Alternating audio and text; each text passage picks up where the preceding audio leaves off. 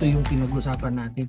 Then they were all filled with the Holy Spirit, all of them, all of those 120 sa upper room, they were all filled with the Holy Spirit and began to speak in different tongues as the Spirit enabled them. They spoke in different tongues as the Spirit enabled them. It depends on the Holy Spirit. It is the Holy Spirit who will enable. So yung Bible study natin, sabi ko nga nung last week what we had, are you still the church in the book of Acts? Di ba yun yung title natin nung last week? Parang siya, parang preparation natin para dun sa entire study natin ng book of Acts. We will be studying the entire book of Acts this month and next month. Tapos ito nga, pumapasok na tayo sa chapters 1 and 2. So ito yon, galing sa chapter 2 yung scripture natin. Yung Bible study natin tonight ay the promise and the power. Merong promise, merong power ang Panginoon. Pero bakit? Para saan lahat 'yan? Yung Book of Acts, kung bubuksan natin in chapter 1. So ito 'yon. We talk about the Book of Acts. Kung bubuksan natin, if we will read the Book of Acts, of course yung first na verses niya, ito yung salutation ni Luke. Si Luke ang sumulat ng Book of Acts. So parang pag binasa mo yung Gospel na Luke, yung Book of Acts ay katuloy niya. Parang ganon. Pero when we open, siyempre yung salutation, si Theophilus, si Luke, kinakausap niya. And then the following verses, it does not talk about action. Wala po tayong makikitang action. I was looking at it again kanina, hinahanapan ko ng action. Pero we would rather say that the book started with anticipation. Meron po siyang anticipation, and anong nangyari kasi doon? Na-resurrect na si Jesus Christ, nagpakita siya sa mga disciples niya, binigay na niya yung command niya, yung Great Commission binigay niya noon. And then, He gave the command na they would not move until they receive power from on high. Tumigil muna kayo. Sabi niya, wag muna, maghintay kayo. Alam niyo, sa John chapter 15, sinabi na niya yun magpapadala ang Father, He will send someone, na He will send the advocate. Tapos yung isang bold statement pa niya na the Father cannot send if I will not leave. Yung mga ganon. Think of yung condition ng mga apostles when they were hearing those words. Anong pinagsasabi niya? Ano yun? Power, kakasabi na niya. And then nakita natin kung paano siya gumalaw. There's so much power in that. Tapos we learned from that already. Ano ngayon? Ano pang susunod? So, maghintay kayo. Sabi niya, stay in that upper room, wait. Yung mga sumunod na nangyari, they change history forever. Bakit? Kasi ordinary men and women, unschooled ordinary men, sabi nga sa Book of Acts, they were waiting in prayer and then they were filled with extraordinary power. Yung Acts 2 verse 4 marks the turning point where the church was born. Not with strategies, not with plans, but with the breath of God. Wala silang ginagawa, nagdadasal lang sila. They were even uncertain what will happen, but they knew that power is coming. And then when power came, the church was born. Yung Holy Spirit ay hindi lang siya doktrina para sa kanila, pero the Holy Spirit is a person, power, presence siya. Sa pag-aaral natin ng chapters 1 and 2 of the book of Acts, we are invited not to admire history, but to long for His story to continue through us. Ang gusto natin magtuloy sa atin yan. Hindi siya katapusan. Sabi nga natin, yung Book of Acts does not end with the words the end. It does not end with the death of Paul. Hindi po. Pero it ends with Paul still doing the mission because the mission is still continuing even up to today. Yung promise and power that marked the early church, they are still available today. Pero merong promise, merong power, ano ngayon? Para saan mga yan? The promise is for the waiting. The promise is for the waiting. Volunteer po, basahin yung Acts 1, 4, 5, and 8, please. While he was with them, he commanded them not to leave Jerusalem, but to wait for the Father's promise, which he said, "We have heard me speak about. For John, for John baptized with water, but you will baptize with the Holy Spirit in a few days. But you will receive power when the Holy Spirit has come on you, and you will be my witnesses in Jerusalem, in all Judea and Samaria, and to the ends of the earth." Acts 1, 4 to 5 and 8 po. Thank you po. Thank you, Ann. Alam nyo, yung binasa ni Ann, yung scripture natin sa screen, hindi naman first time na sinabi ni Jesus yan eh. Sa Luke 24, anong sinabi niya? "And look, I am sending you what my Father promised. As for you, stay in the city until you are empowered from on high." Sinabi na niya yon. Alam, yung isang statement para ulitin, mahalaga yun.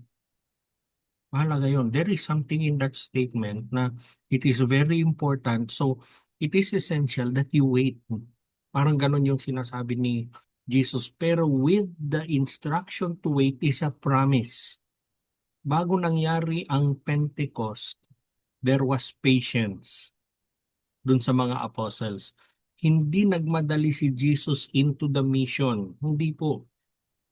Remember, at this point, naibigay na niya yung Great Commission.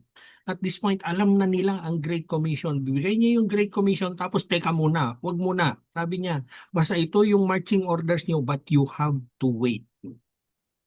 Hindi niya minadali sila for the mission, but He instructed them to wait.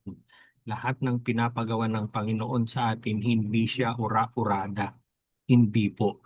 There is always something, there is always something, there is always an element of waiting for what God wants us to do. And kung napansin po natin, the greater the assignment, the greater the preparation, the greater the waiting. Yung promise of the Holy Spirit, it was not automatic. It came to those who obeyed and sought. Kaya ako sinabi yon. Think of the upper room, nandun sila, most of them, accounts say, takot sila eh. Kasi pinatay nila si Jesus eh. Baka isunod tayo. So nandun sila, they were praying, they were waiting. Think of 120 people waiting. Naghihintay sila. Tapos, hindi bigla-biglaan yon. And there is no account. Walang account. Pero I'm just trying to imagine na paano kung meron yung mga natakot, umalis. Paano kung umalis sila?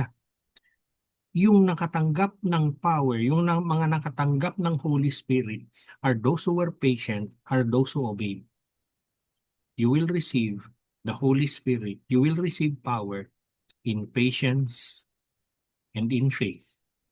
Waiting is not wasting kung yun ang command ng Panginoon. Minsan, yung nakikita natin sa mundo, total disarray, total confusion, total discouragement na pero si Lord nandun pa rin, teka lang, okay lang yan. Okay lang yan, hintay-hintay ka lang dyan. Talk about David, talk about Joseph, Moses, we could name all those dun sa Bible, pero they had to wait. Waiting is not wasting kung yun ang utos ng Panginoon. In the waiting room of God, faith matures and hunger deepens. Yung paghihintay natin, ito yung lalo tayong natatakam na, sure, you want God. You want God during the waiting and you want more of Him. Hindi yung minamadali mo ang Panginoon, hindi po. Let me quote to you si A.W. Tozer. The greatest power comes not from frantic activity, but from obedient stillness. Talk about stillness, yan na yung sinasabi ko noon. Sinabi ko dun sa program nung Friday, yun naman yung tinuturo ko na naman ngayon. Stillness must be something so important. Might be something so important. God wants it. Tapos parang yung pinaliwanag ko ng Friday, it is in stillness that the miracle will follow. It is in stillness that the miracle will follow. Feeding of 5,000. Hindi niya pinadami muna yung tinapay tsaka isda bago niya sila pinaupo. Pinaupo niya muna sila tapos nagmultiply yung tinapay tsaka isda. yung mga Israelites bago sila tumawid, be still, sabi niya muna. It is when they were still that the miracle happened. It is when we are still that hindi ipagkakait ni Lord ang miracle sa atin for all the things that we are praying for. Be still. Obedient stillness, sabi nga natin. And then, merong power. Para saan naman yung power? Power is for the witnessing. It is for witnessing. Nothing more. Please, nothing more yung power na yan. I want us to understand that tonight. We pray for power, we pray for ability. Para saan? It is for witnessing only. Power, yung gusto mong meron kang, ano yun, meron kang gift of healing. Yung healing mo is for witnessing. It is for drawing people to God. Gusto mo yung meron kang gift of tongues or meron kang gift of prophecy, kung ano yung mga gift mo, they are always meant for witnessing. Pakibasa po ulit. Yung nasa baba na lang kasi binasa ni Ann kanina yung Acts 1:8. Yung Acts 2 verses 1 to 4. Somebody pakibasa po, please. Ako na po, Pastor. Thank you. Acts chapter 2, verse 1 to 4. When the day of Pentecost had arrived, they were all together in one place. Suddenly, a sound like that of a violent rushing wind came from heaven, and it filled the whole house where they were staying. They saw tongues like flames of fire that separated and rested on each one of them. Then they were all filled with the Holy Spirit and began to speak in different tongues as the Spirit enabled them. Thank you, Lord. Amen. Amen. Yung Holy Spirit did not just come to entertain or merely inspire. Hindi po. The Holy Spirit came to empower the church to witness. Wala pong ibang dahilan. Walang ibang dahilan yung empowerment ni Holy Spirit kundi to witness for Jesus Christ. Walang ibang dahilan. Power to resist temptation, yes, pero it is evangelistic in its nature. Bakit mo nare-resist yung temptation? Bakit gumagaling yung may sakit? They are evangelistic in nature, all of them. All of them. They are meant to draw people to God, to Jesus. Saan ko nakuha yun? Balikan natin yung mga kwento ni Jesus Christ. Pinagaling niya yung may leprosy, yung bulag nakakita, yung inaccuse nila of adultery na babae, yung everything that he did, yung shriveled hand tumino, umayos lahat, yung patay bumangon, si Lazarus na nabuhay ulit, all of those are meant to draw people to God. If you do not believe in me, believe in the works. Sinabi niya dun sa mga dun sa mga Jew. Ayaw maniwala sa akin, ano ngayon yung mga pinaggagawa ko? Parang ganun yung sinabi ni Jesus, they are all meant to draw people to Him. At yun din po yung power na binigay sa atin. Kung ano yung kakayanan, ano yung capability na binigay ng Panginoon sa atin, they are all meant to draw people to God. Ano yung meron ka? Ano yung kakayanan mo? Alam nyo yung kakayanan na yan, hindi siya super duper na kakayanan yan. Hindi naman po. Ang dami dito sa atin, ang gagaling na magluto. Use it to draw people to God. Galing mag-drive. Use it to draw people to God. Yung sinasabi ni Ann na ako witness ako dun yung sinasabi ni Ann na skill niya, desire niya pagdating sa accounting, nagamit niya. Nagamit niya to serve God. Hindi ko sasabihin kung sino yung mga kliyente niya. Pero ginagamit niya to serve God. And everything that we have, yung trabaho mo. Kaya nga, there is no such thing as a secular job which is separate from spiritual. Hindi po. Secular is still a means of the Spirit. It will draw people to God. We are all empowered to witness for Jesus Christ. Yung fire of Pentecost was not a private experience but a public encounter and it drew thousands. Alam naman natin yung mga sumunod na nangyari. Nag-speech si Peter. Anong nangyari? 120 that day. When the day ended, plus 3,000. Kalahin nyo yun. Kasi nga yung power na yun. The power of the Spirit is always missional. if we claim to be spirit-filled, then we have to be burdened for the lost. And if we are not burdened for the lost, and sana ito yung ma-realize natin ngayong gabi, puspos tayo ng Holy Spirit, sabi natin meron tayong Holy Spirit, it will always and always and always follow that if you're full of the Spirit, you're burdened for the lost. But if you're not burdened for the lost, you are full of something else. You're full of something else. Yung iba gusto nila si Holy Spirit. Bakit? Kasi gusto ko ng ganito, ganito, ganito. Ang dami nilang pinaglilista eh. Pero wala doon sa nililista nila. Ang dapat nangingibabaw yun. Doon ay yung parang nangingibabaw din sa listahan ni Jesus Christ. I came to seek and save the lost. Binigay niya yung Holy Spirit sa atin to be burdened for the lost also. Ganun po yun. We cannot do the work of God without the power of God. Kailangan natin ang power ng Holy Spirit. Kumusta yung buhay mo ngayon? I hope your life, the life of each of us, it is marked by bold witness. Yung sinasabi natin, noon man natin sinasabi bold witness, hindi ka kailangan expert ng Biblia. Hindi po. Pero you can witness with your life. Instead na dinodoktrinahan mo yung kinakausap mo, nakikita niya yung buhay mo, yung sarap ng buhay na merong Diyos. Meron kang problema. Yeah, yung sinasabi mo kaninaan, bakit nung meron ng Lord, ganun pa rin kabagsik yung problema ko, pero wala lang, parang may Diyos ako eh. People will see that, and that is witnessing already.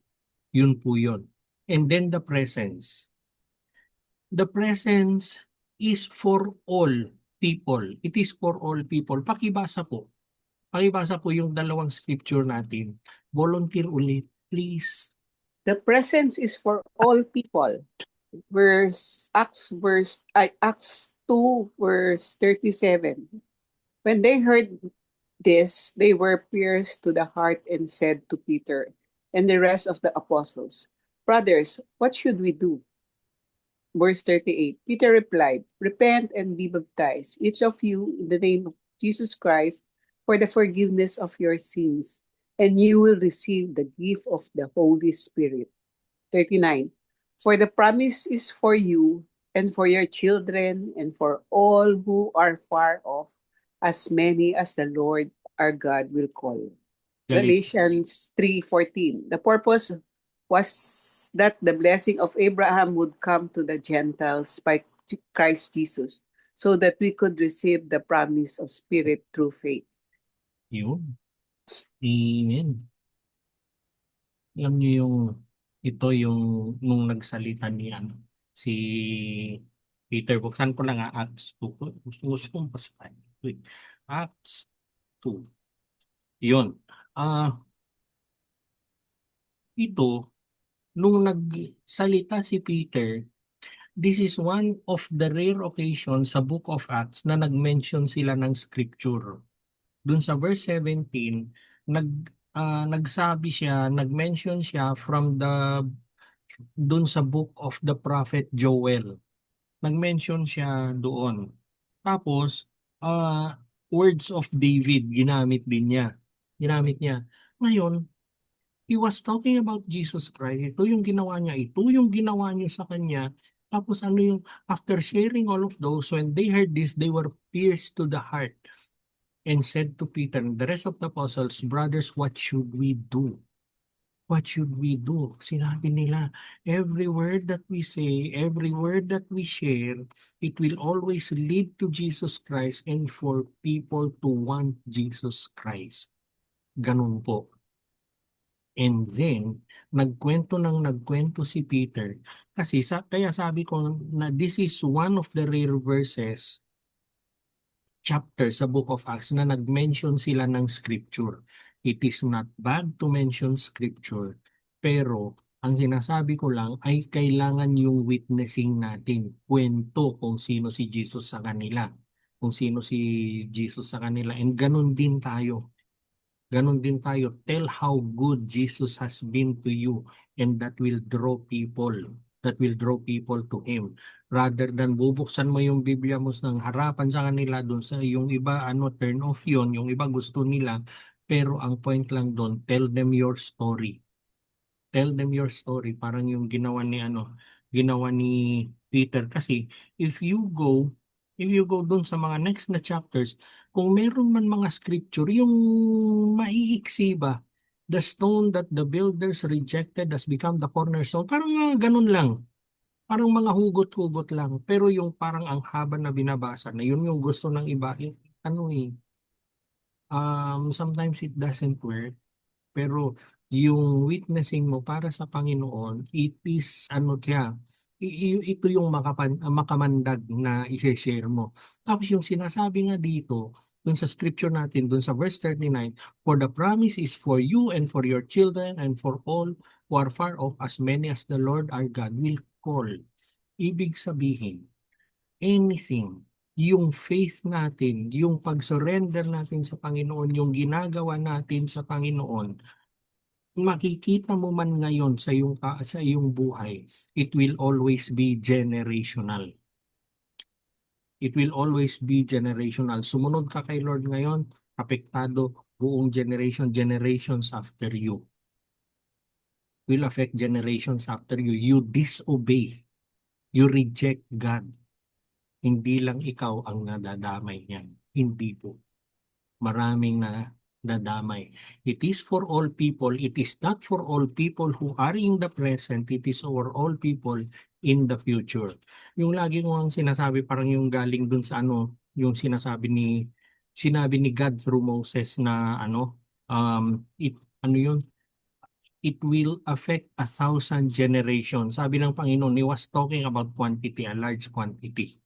Yung nagkasala, yung nag-refuse sa Panginoon, it will affect 4 generations thereafter. Pero pag nagpakabait ka, sinurrender mo yung buhay mo sa Panginoon, it will affect thousands of generations. Alam niyo sinasabi nun? Ang sinasabi nun, hindi lang the then and now, pero it will affect even the future. Yung mga generation na hindi ka nakilala, pero angkan mo pa rin, nabibless sila dahil sa ginawa mo. Ganun po yun. Yung sermon ni Peter, it made it very clear na yung outpouring of the Spirit is not exclusive. Hindi po. Hindi yung para dun sa 120 lang. Hindi. They grew in number plus 3,000 sila. At the end of that day, 3,120 lahat may Holy Spirit. It was inclusive, sons and daughters, young, old, rich, poor, today, tomorrow, kasama po lahat yon. The Holy Spirit ay hindi ito reward for the elite, hindi po. Pero it is a gift for the hungry. It is a gift for somebody seeking God. Doon niya binibigay si Holy Spirit, hindi dinadaan sa patalinuhan yan, hindi po. We cannot limit who God wants to fill. Yung presence niya ay hindi lang para sa mga leaders, hindi lang para sa mga pastor, but for every believer who calls upon the name of the Lord. Yun yung sinabi ni Peter dun sa Acts chapter 2 na binasa niya from Prophet Joel. It is for every believer. The power of the Holy Spirit is meant for us personally. It is meant for us personally. Each of us, each one of us. Wala siyang sinisino. If you hunger for Jesus, if you want Jesus, you have the Holy Spirit. Meron kang Holy Spirit. So ano siya? Yung promise and the power. Anong gamit niya? The promise is for the waiting. The power is for the witnessing. And the presence is for everybody. Everyone who hungers for Jesus Christ. Meron tayong time para sa ating breakout room. In what area or areas of your life do you need to rely more on the Holy Spirit's power? Saan ba? Tingnan natin yung buhay natin. How can you create more space in your daily life to wait, pray, and receive from the Holy Spirit? Story of our life ni Tita Doyan ngayon. Wait, pray, and receive from the Holy Spirit. Tapos which part of our Bible study had the deepest impact on you? Yan, malamang na-send na ni Tita Doyan. Ito na po yung 20 minutes niyo. Yan, okay. So to conclude conclude yung topic natin, the Holy Spirit did not come to make us feel spiritual, pero He came to make us spiritually alive and useful. Ito yung yung sinasabi kong yan. Alam niyo yung minsan yung sasabihin yung kinilabutan ako, si Holy Spirit yun. Yung mga ganon. And hindi ko, I am not trying to invalidate that, pero I'm trying to take it further. O sige, si Holy Spirit na nga yan. Ikaw makakapag-interpret niyan. Si Holy Spirit yan. Sige, kinilabutan ka din. Ano ngayon? Ano ngayon? Bakit niya ginawa yon? Bakit siya nangusap sa iyo? Kasi the Holy Spirit wants us to be spiritually alive and useful. Binabalik niya tayo dun sa mission ng Panginoon para sa atin. The promise and power that fell at Pentecost, it is still alive in us today. It is alive, however, dun sa mga patient people, those who wait, those who pray, those who believe. Sana nandun tayo and we pray for each other. Sabi, thank you Kyoji, dun sa sinabi mo, much as you were trying to be vulnerable, pero that is truth for all of us. Ang hirap maghintay. Ang hirap maghintay kasi we were placed in an environment where there is this thing that we call time. Merong oras eh. So, we measure things based on time. And the Lord understands that. And ang response ng Panginoon dun sa pagkaintindi niya sa atin is tinuruan niya tayo to be patient.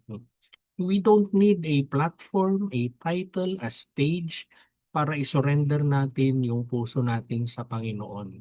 We live in a world desperate for truth, for power, for hope. And tayo, yung small group natin, tong Bible study group natin, huwag tayong programs are good, sabi nga natin nung una programs are good, but they are there to unite us. That's as far as they can do. We will not rely on programs, personalities, or polished performances, pero ang kailangan natin is the fire from the Holy Spirit again. Kaya ngayong sabi natin nung last week, define your Engedi. Your upper room, sorry. Engedi ni ni David kasi yung upper room ni David yung Engedi. Define your upper room because in that upper room is where you are refreshed, where you are empowered again.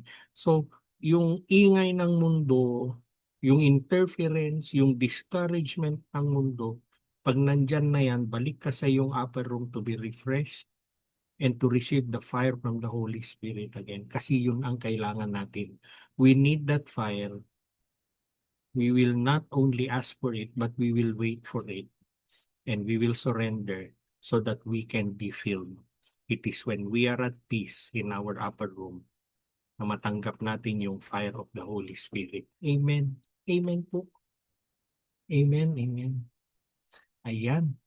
So, mag-ano po tayo, we will have our monthly Lord's Supper. Pwedeng I'll give you 2 minutes to prepare yung yung communion elements ninyo. It's 8:55, 8:57, simulan po natin yung Lord's Supper. Lord, we thank you, Panginoon, that you have instituted the Lord's Supper para sa amin in order to remember. It is written, for I received from the Lord what I also passed on to you. On the night when he was betrayed, the Lord Jesus took bread, and when he had given thanks, he broke it and said, this is my body, which is for you. Do this in remembrance of me. Lord, we will remember tonight what you have done for us. We will remember Calvary. We will remember, Lord, the empty tomb, God. And we will remember that you have done all of this, Lord, not for your benefit, but for ours, Lord. Thank you for such love. Thank you for such mercy. Thank you for such grace, Lord, that you have given to us. We are not supposed to be saved, but you still came for us, Lord. And we pray that that would always be clear in our hearts. that we will not only be thankful, but we will also act, Lord, on sharing your salvation to other people. We pray, Lord, that we will draw people to you. We partake of the bread. In the same way also he took the cup after supper and said, "This cup is the new covenant in my blood. Do this as often as you drink it in remembrance of me." Lord, we thank you for the new covenant, Lord, your covenant of grace.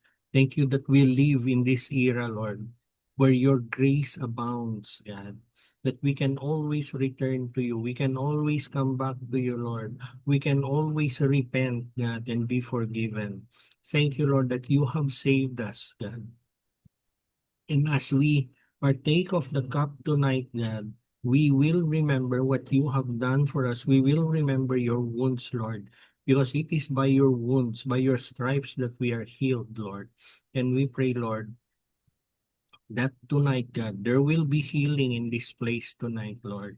There are pains in our physical bodies. In the name of Jesus, I speak healing unto our physical bodies. But there are pains, Lord, in our thoughts, in our heart, Lord. There are pains in all of this, God.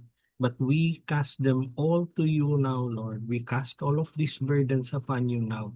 And in the name of Jesus, there will be healing tonight.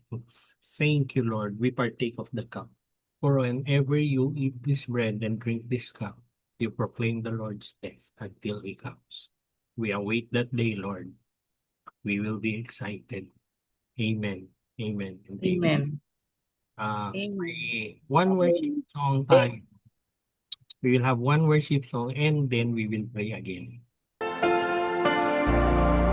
Holy forever. Lord, we thank you for the promise of the Holy Spirit. Lord, we acknowledge that apart from your Spirit, we are powerless, Lord. Lord, teach us to wait, to hunger deeply, Lord, and to receive boldly from you. Fill us anew, Lord, for your sake. Fill us anew, Lord, that we may go into the world, Lord, also for your mission. Lord, we pray to be bold witnesses, Lord, to be passionate worshipers. Lord, we pray, Lord, that our lives would reflect your glory and point others to Jesus. We ask, Lord, for a fresh outpouring for your Holy Spirit to come into us once more with that same fire, Lord. Lord, we thank you for hearing the testimony of Anne tonight, Panginoon.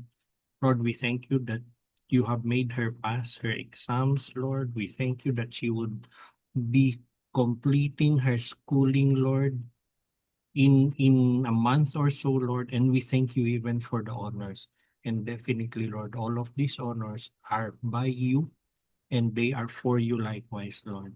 Lord, we thank you that you have even blessed her with work now, God.